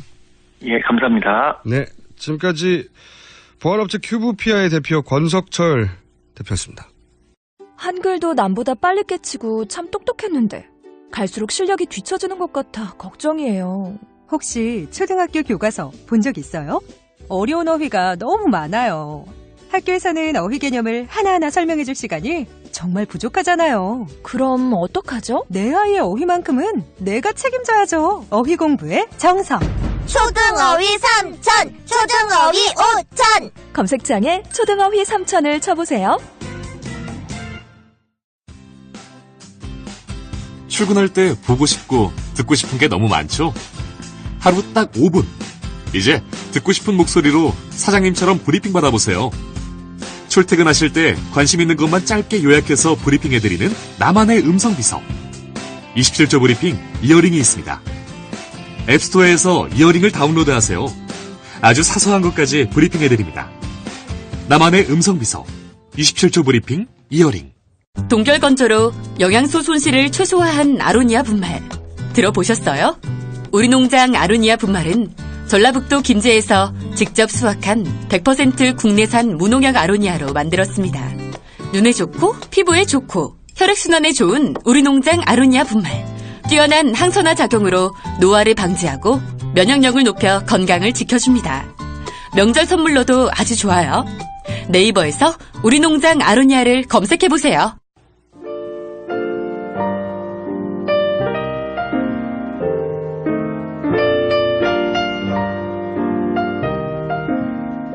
자, 불친절한 AS 시간입니다. 0734 번호 주신 분이 공장장이 주시 뉴스라고 말해야 하는데 주시라고 하는 특정 브랜드 이름으로 들립니다. 주시 대신에 주목 뉴스라고 하면 어떨까요? 제 발음이 샌다는 얘기죠. 네. 그런데 이게 의도적인 겁니다. 주시가 영어로 즙이 많은, 흥미진진한 이런 뜻이기도 하거든요. 네. 제 발음이 셀 거를 미리 예상하고 교활하게도 주시자 주시로 들리는 그래서 일부러 그런 겁니다. 네, 그래서 그렇게 이해해 주시면 되겠고 이해 못 해주시면 할 수 없고요. 자, 그리고 뉴스공장 버스시 듣자 급조 캠페인이죠. 네, 원래 준비한 건 아니고 갑자기 그런 문자를 보내셔서 급조한 캠페인인데 신혜연 씨가 올려진 사연이 있습니다. 동서울 터미널에서 홍천 가는 버스에서 뉴스공장을 들었는데 그때 시간이 새벽 6시였습니다. 생방 시간이 아니었던 거죠. 그래서 이어폰으로 듣고 있던 저는 다운받아서 김어준 씨 목소리가 또 들리길래 환청인 줄 알았습니다. 근데 알고 보니까 버스 기사님이 저처럼 다운을 받아서 무려 생방 전에 6시에 다운을 받았어. 이럴 경우는 말이죠. 그 기사님한테 가서 성함을 여쭤봐 주십시오. 기사님? 성함을 내주시면 뉴스공장에 문자를 보내서 몇 번 버스, 몇 번 기사님, 몇 번 버스의 기사님 화이팅 제가 외쳐드릴 테니까 성함을 보내주십시오. 자, 그때 방송이 뭐였냐면 최순실의 다 죽었어 이 방송이었다고 합니다.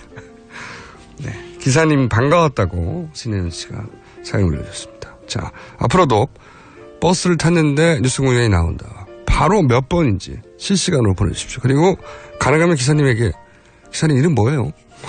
성함이 어떻게 되시죠? 물어봐서 왜? 그러면 뉴스공장에 앞으로 5분 후에 이름이 나오게 하겠다며 물어봐 주십시오. 자, 여기까지입니다.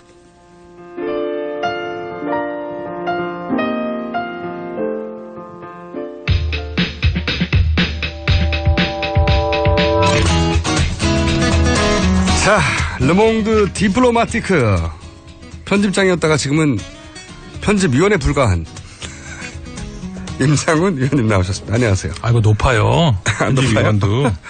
편집위원 몇 명입니까? 많아요 좀. 그 TV 라디오에 지금 나오시는 분들도 꽤 되시고. 그래요? 근데 주로 저희는 학자들이 많아요. 편집위원회는. 편집위원들이 뭘 하죠, 근데? 편집 말 그대로 편집위원을 하는 거죠. 편집위원은 아니 이제 편집장은 여러 가지 기사를 편집하고 배치하고 할 것 같은데 편집위원은 뭘 하는 겁니까? 그러니까 이제 회의하고 그 앞으로 이제 방향 같은 거 그런 거 회의하고. 별로 하는 일이 없군요. 자, 별로 하는 일 없는 르몽드 디플로마티크의 편집위원.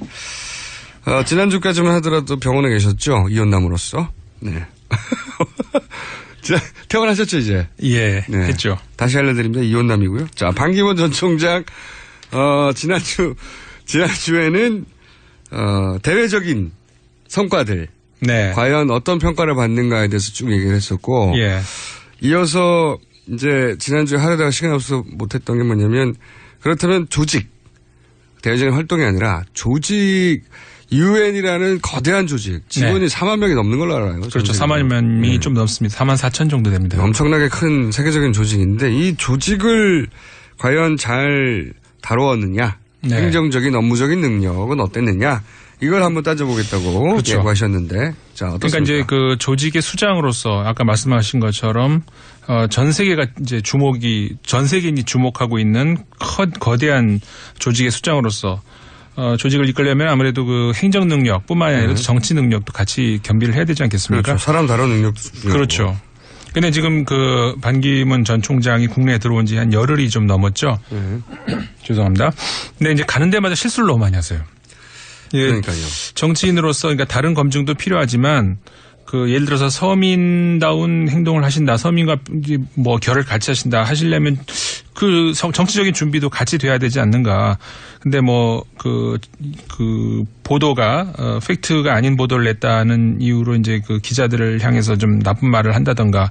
나쁜 놈들이라고. 나쁜 놈들이라고 그랬죠. 뭐 직접 대놓고는 안 했지만 그 다 들리게 하면은 뭐 들으라고 하는 얘기인지도 모르겠고.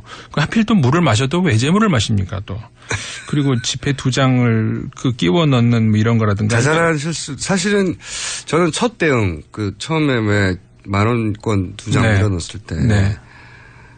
그냥 제가 알기로는 그 직전에 일하는 숫자 2명의 이제 표를 끊어내서 일하는 숫자를 눌렀는데 그걸 보고 이제 무의식적으로 2장을 한꺼번에 넣은 것 같아요. 예. 그러니까 처음에는 1 눌렀다가 그래서 한 장을 넣으려고 했다가 그 다음에 옆에서 아마 박진 전 의원이 2명이시니까 2를 눌러야 된다 하면서 그렇게 된 것 같아요. 그러니까 2라고 누르고 2장을 이렇게 집어넣으려고 한 거죠. 그렇죠. 무의식적으로. 또 저는 이해도 가거든요. 왜냐하면 갑자기 비행기에서 10몇 시간 타고 내렸는데 막 사방팔방에서 카메라 찍고 그리고 이 기계도 처음 보고 그러면 2 누르면 10,000원짜리 2장, 물론 그런 기계는 전 세계적으로 극히 드뭅니다. 일본에는 있다고 하는데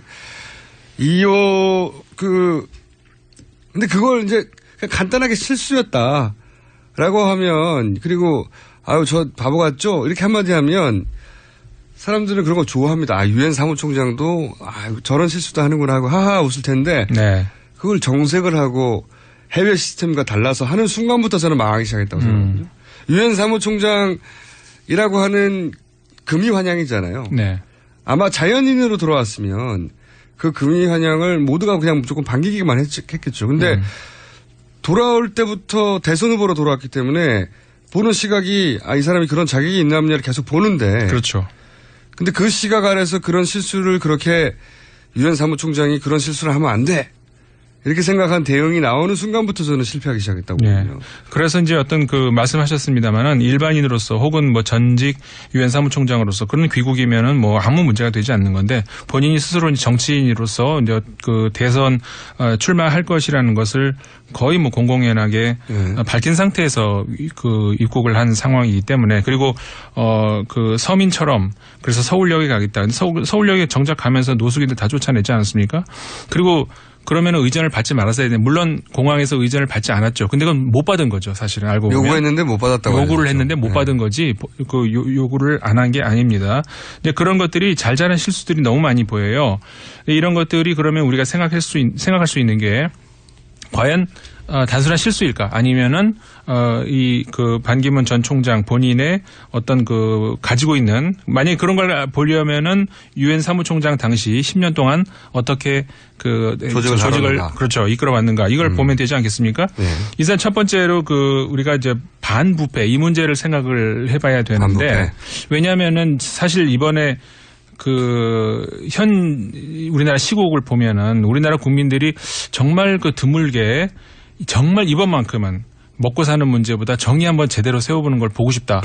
그런 게 압도적인 여론 아니겠습니까? 여론조사에도 보통 과거의 시대 정신 이런 거 물어보면 뭐 양극화해소라든가 네. 또는 뭐 경제가 항상 앞섰습니다. 네, 경제 얘기를 하다가 이번에는 압도적으로 정의예요. 그러니까요. 그러니까 지금 이게 다 잘못됐던 게 기본적인 정의가 지키지 않아서 안 되는 거구나. 그렇죠. 몸으로 깨닫다 보니까. 그러니까 대선을 출마를 준비를 하셨다면은 이런 그 국민의 열망도 충분히 다 알고 계실 겁니다.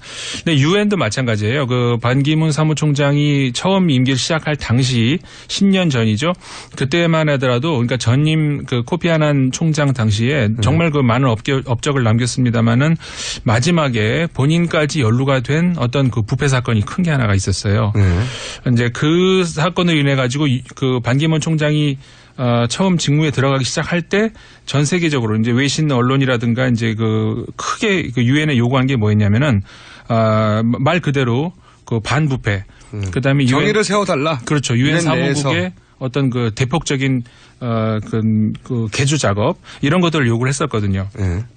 그래서 이제 뭐 물론 반기문 총장 같은 경우도 거기에 한 일환으로 본인의 재산을 공개를 한다든가 그 사이트에다가 물론 그런 일은 잘한 것이죠.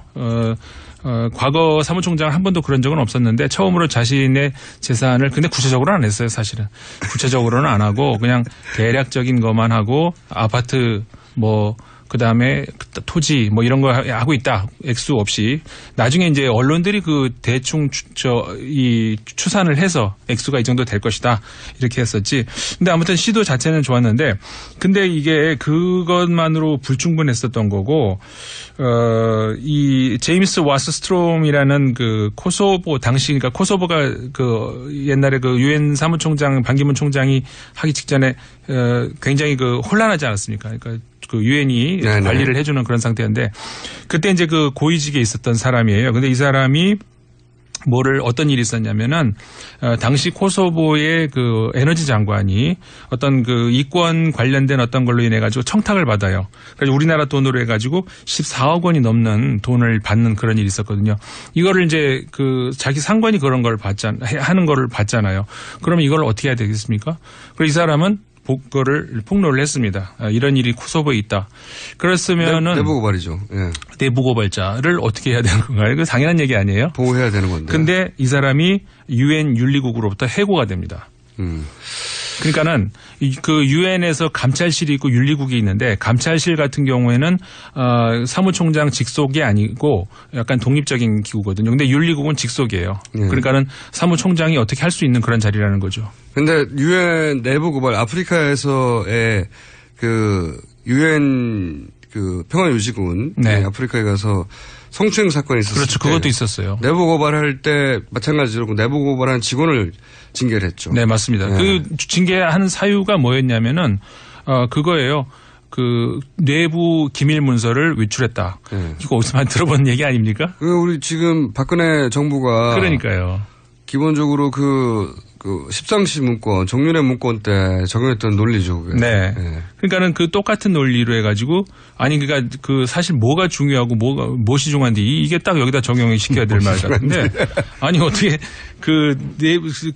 아까도 말씀드린 것처럼 정말 유엔이 개혁해야 된다라는 어떤 그런 분위기 속에서 이렇게 부하 직원들이 하자고 하는데 이거를 어떻게 내부 고발자를 해고시키고 그 파면시키고 이거는 그러니까 뭐 제 개인적인 얘기가 아니고 당시 그것 때문에 외신들로부터 굉장한 많이 그 비판을 받았었던 그렇죠. 거죠. 그 유엔의 그 말씀하신 내부 감찰실의 실장이 잉가 브리트 알레니우스라고 스웨덴에 굉장히 잘 나가는 감사원장 출신이죠. 스웨덴에. 네, 스웨덴 감사원장 출신. 이분이 이 문제로 내부적으로 계속 다투다가 잘렸죠. 그렇죠. 네, 잘리면서 책을 써요. 그렇죠. 반기문 총장에 대해서 뭐라죠? 요약하자면 기회주의적이다라고 네. 해석돼. 그리고 책 제목이 더 찬스. 네. 그러니까 그 찬스라는 인물을 이제 네. 그렇죠. 그걸 이제 반기문 이슬람 총장의 만화한 인물인 캐릭터가 있거든요. 뭐 그러면서 하여튼 엄청나게 비판을 하고 갔죠. 국제적으로. 그렇죠. 반기문 총장 어떻게 저런 사람이 총장이 됐는지 모르겠다. 이런 식의 거의 막말을 하고. 그러니까 지금 말씀하신 알레니우스 그 감찰실장이 이제 제가 아까 말씀드렸던 유엔에서 아무래도 이제 더 독립적인 자유롭게 감찰을 할 수 있도록 기능을 부여하기 위해서 직속 산하가 아니라 약간 독립적인 성격을 부여를 그렇죠. 한 거거든요.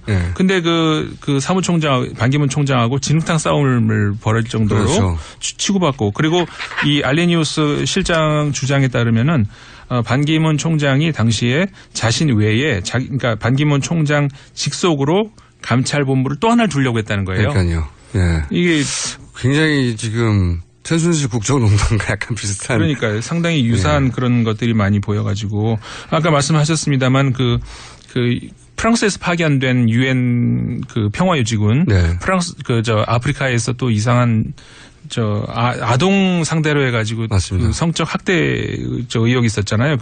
그런 문제 물론 그것도 이제 아까 말씀드렸던 반부패 차원에서 내부 고발자를 처벌한 그쪽으로도 연결이 되지만 인권 문제하고도 연결이 되지 않습니까? 예, 인권 의식에 대해서도 사실 그 외신들로부터 큰 비판을 받았던 것 중에 하나가 예멘에서 아이들이 숨진 작년에 숨진 60%가 사우디아라비아가 당시 이끌었던 중동연합에 의해서 이제 당한 그런 이제 희생자다 이런 보고가 나왔거든요. 그러면 당연히 사우디아라비아에 대해서 인권을 해야 되는데, 네, 그걸 제한을 해야 되는데 그걸 못했어요. 왜냐하면 사우디아라비아하고 미국하고 굉장히 가까운 사이거든요. 그리고 사우디아라비아가 그 유엔의 인권 기금을 제일 많이 내는 거죠. 그렇죠. 굉장한 물주예요. 네, 근데 이거는 우리나라는 거의 보도가 안 됐는데.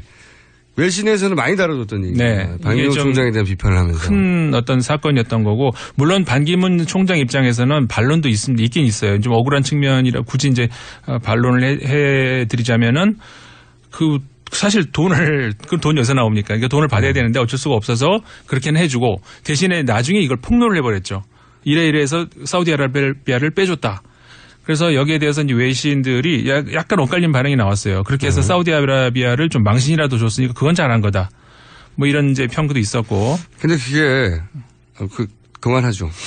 할 말이 많은데 왜냐하면은 반기문 전 총장 귀국 이후에 반기문 전 총장에 대한 이제 뭐 그런 의미도 하도 그동안 좋은 뉴스만 나왔으니까. 네. 아니다. 굉장히 비판적인 기사가 해외에서 굉장히 많이 있었다는 걸 이제 주로 소개하다 보니까 반기문 전 총장에 대한 비판만 하는 걸로 저희가 생각될 수 있으니까. 네네. 좋은 점 하나를 얘기하고 다음 주 3부로 또 이어가죠. 그래야 되나요? 네. 좋은 점 반기문 사무총장의 장점. 기가 막힌 관운. 관운. 관운이 아주 기가 막힙니다. 그래요? 그 김영삼 정부 때에 그건 좋은 점이 아니라 하긴요. 운을 이길 수 있는 자 누가 있는가? 그렇죠. 아무도 이길 수가 없는 거거든요. 개인적인 대단한 이제 그 어떤 그 찬스죠 한마디로. 김영삼 정부 때에 청와대로 들어갔던 어떤 그런 것. 그러니까 아까 말씀드렸던 박진 전 의원하고의 어떤 그 개인적인 인연 이런 걸로 인해 가지고 들어갈 수가 있었던 그런 거. 그 다음에 사실 유엔 사무총장이 되는 과정도 시간이 좀 있나요? 좀 말씀드려도 되나요? 아니요, 20초밖에 없습니다. 이건 다음 주에 제가 아주 방송에서 처음 하는 얘기도 있는데. 아, 그래요? 그러면 다음 주에 하죠, 뭐. 그런 거는. 중요한 건 다음 주에 하고. 예고를 아주 재밌게 하시네요. 아니, 반 총장에 대한 이야기가 사실 워낙 오래 유엔 사무총장이었기 때문에 굉장히 많아요. 네. 의외로. 우리가 안 알려진. 굉장한 성실한 사람이고. 자, 반기문 전 총장의 좋은 점, 나쁜 점 혹은 뭐 부족한 점, 비판할 점 계속 앞으로 르몽드 디플로마티크의 임상훈 편집위원이 짚어가겠습니다. 오늘 여기까지 하겠습니다. 감사합니다. 감사합니다. 저도 물러갑니다. 저는 내일 다시 뵙겠습니다. 김호준이었습니다. 안녕.